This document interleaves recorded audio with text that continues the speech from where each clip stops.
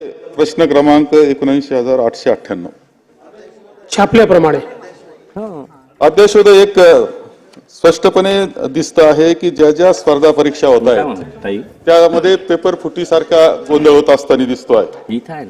मृद व जलसंधारण मध्ये सुद्धा ते दिसलं आणि त्यामध्ये काही लोकांना अटक केली हे सांगण्यात आलेलं आहे। अध्यक्ष महोदय, यामध्ये दिसतंय का मध्यंतरी तलाठी संवर्गाची परीक्षा झाली आणि जे मार्क जे होते ते मार्क म्हणजे जितके मिळाले पाहिजे त्याच्यापेक्षा जास्त मार्क मिळत आहेत।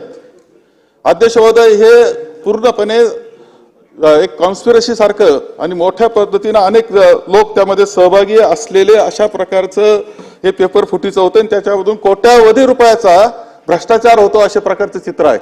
यामध्ये सुद्धा जे सापडलं ते कुणीतरी सावरीकर नावाचा याला अटक झाली, त्यानंतर आणखी लोकांना अटक झाली। अध्यक्ष महोदय, ह्या सगळं सतत घडतंय आणि त्याचा परिणाम असा की एवढे लाखो युवक आहे की जे परीक्षा पूर्ण करण्याकरता अभ्यास करतात, परीक्षेला बसतात, सिन्सिअर ते असतात, अशा वेळेस त्यांना डावलून काही या पेपर फुटी असेल किंवा इतर मार्गाने पास होण्याची पद्धत मोठ्या प्रमाणावर वाढली। दुर्दैवानं नीटच्या माध्यमातून आपण पाहतो की देश पातळीला सुद्धा ते घडलेलं आहे, देश पातळीला घडते, राज्य पातळीला घडते। हे सगळे युवक जे आहेत खरे मेहनती युवक आहेत, सिन्सिअर युवक आहेत, हुशार आहे, त्यांच्यावर प्रचंड अन्याय या पेपर फुटीमुळे आणि या सर्व जे आहेत गुन्हेगार यांच्यामुळे होतो आहे आणि सरकार त्यावर कठोर कारवाई काही करायला तयार नाही।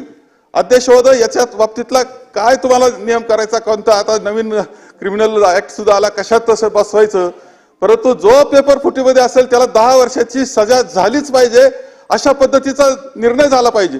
हे काय चाललंय नेमकं? आणि एकही परीक्षा एवढी जागा आपल्याकडे रिक्त आहे, लाखो जागा, लाखो पोस्ट आज रिक्त आहेत, लाखो विद्यार्थी योग्य विद्यार्थी म्हणजे त्याकरता आहेत की जे ती परीक्षा देऊन पास होऊ शकतात। ती जागा तुम्हाला सुद्धा सरकार चालवणं अवघड आहे, इतक्या रिक्त जागा झालेल्या असताना त्या मुलांना सुद्धा संधी मिळत नाही आणि जी परीक्षा होते त्याच्यात घोटाळे होतात। हे घोटाळे कधी थांबणार, काय करणार, याच्यावर कडक कारवाई करण्याचा निर्णय काही काय कायदा करायचा असेल तर कायदा स्वतंत्र करून का होईना यांना जेलमध्ये घातलं पाहिजे, 10-10 वर्ष डांबलं पाहिजे, याच्याशिवाय दुसरा पर्याय नाही। यावर आपण काय कारवाई करणार? 6 प्रश्न जसा एका जलसंधारण पुरता आहे, तलाठी घोटाळ्याच्या नंतर काय झालं कळायलाच तयार नाही। भरती परत चालू झाली, घोटाळे झाले होते त्यांना काय शिक्षा झाली, का सगळं दाबून टाकलं, समजायला तयार नाही। ही सगळी परिस्थिती आहे आणि याच्यामध्ये कोण कोण जरी उच्च पदस्थ कोणी असला तरी त्याला सुद्धा दोषी धरलं पाहिजे त्याच्यामध्ये आणि कारवाई केली पाहिजे या मताचा। अध्यक्ष महोदय, आपण याबाबत काय कारवाई करणार?